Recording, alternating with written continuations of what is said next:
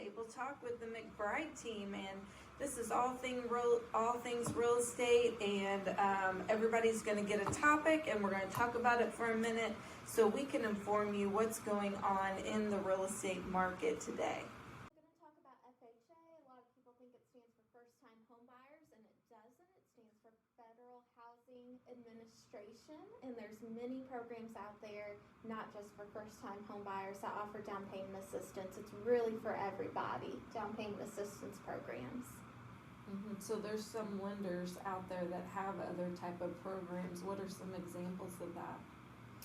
There's Indiana Housing. There is some banks that have in-house down payment assistance programs, and it's not just for your first-time home buyers, but anybody that's wanting to purchase a home. And it just all depends on many types of criteria, credit, work history, and some other factors. It's just best to get with a lender to know what you qualify for, and we can point you in that right direction as real estate agents to those resources.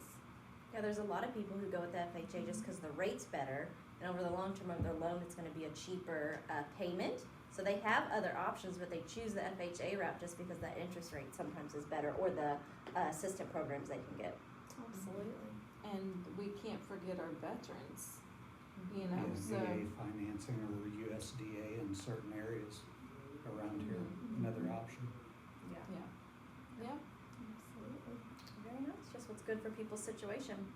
I want to talk about that it's not a low inventory market. It's just a quick moving inventory market. In 2019 in Vanderburgh and Warwick County, 3,437 homes sold, so pre-pandemic. 2021 kind of in the heart of the crazy market because of that, 3,787 homes sold. So more homes are selling, and yes, they're selling for higher, but it's not a low inventory market. It's just that things are hitting the market and they're gone very quickly, much faster than anyone was used to seeing. So there's inventory, you just have to be quick to get it. And it's a skills market, not a seller's market. So you need to have the strength of an experienced agent who understands the local market to move quickly, and you need to be a set up, ready to go for success buyer who can move quickly in this market, because houses are out there, they're just there and gone, and that's why you need to be prepared, pre-approved, go through the strategy session with your agent and have everything in a line, so when you find that house, you go for it. So it's a skills market, not necessarily a seller's market, and houses are out there. Absolutely, like how you and I always meet with our buyers first to get them prepared for this market that we're in, same as you guys with sellers, preparing them before they just list their house. Right, absolutely. And on the seller side, preparing them like for a multiple offer situation and having an agent that knows how to navigate those situations and to be able to tell a seller, you know, you may have a offer that's higher in price, but it may not be the best offer to take because there's so many other situations in that offer. So that's what scares me about people trying to go through this alone without a real estate agent, because they could be leaving money on the table. And in this market where houses are selling as quick as possible, last year only 5% were for sale by owners. 3 to 5% were for sale by owners, because the houses were going to sell, but it's everything else that came after. That is why so many more people used an agent. Absolutely.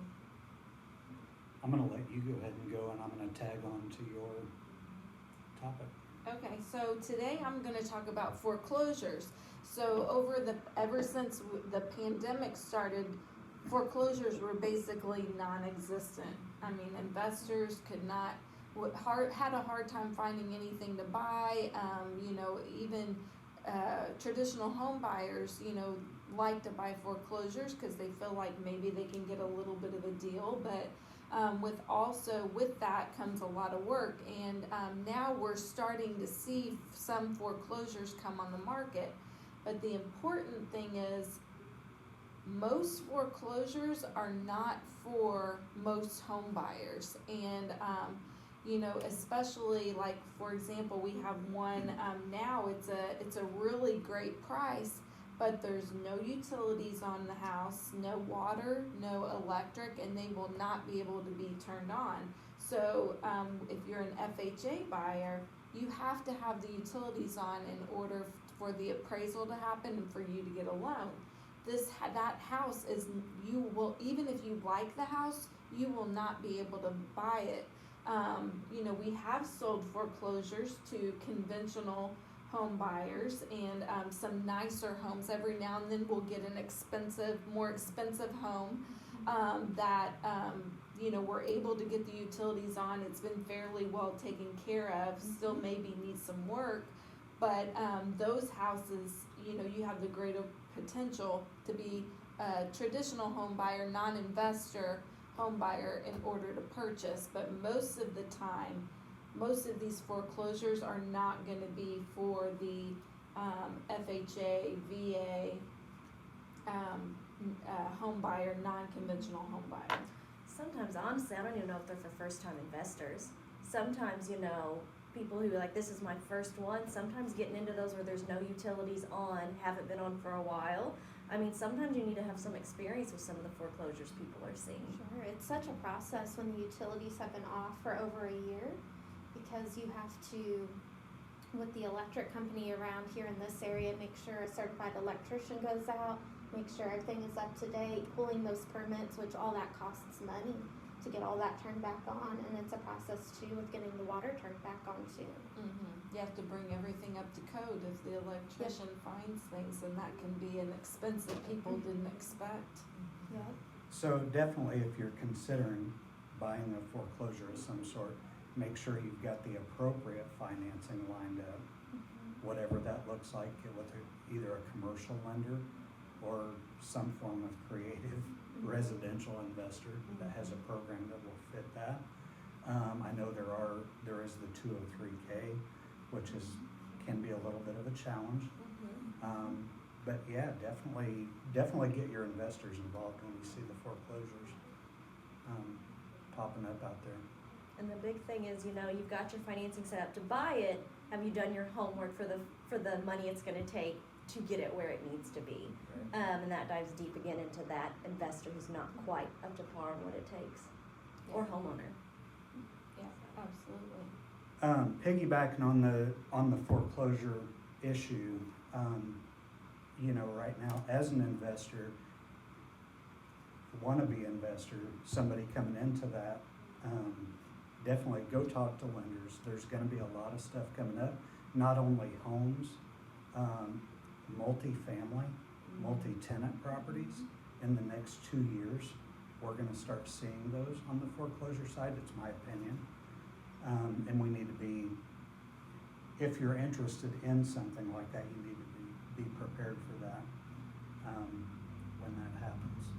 And also, I think in regards to the foreclosures, lenders are getting, and agents and home buyers are getting more educated on, we're seeing a lot of more hard money financing, and not that that's necessarily a bad thing, but hard money is not necessarily cash most of the time, and people are getting better educated on that. So if you're not, you don't have the cash in your account to buy a home, don't say it's cash, you know, because there's still criteria that has to be met in order to purchase a home by your hard money lender. So you know, that can get you in trouble, and also the low earnest money down payments, that's a red flag as well. So just some things to keep in mind. Yeah, and those will be questions that we ask when we see those cash offers coming in. Is it cash? Do you have proof of funds? Is it going to be subject to any type of appraisal? Just something to... The buy side and the sell side, yeah, Absolutely. need to be asking those questions. Absolutely. In detail before getting under contract. All right, well, we hope you learned some things today from our first table talk, and we'll see you next time.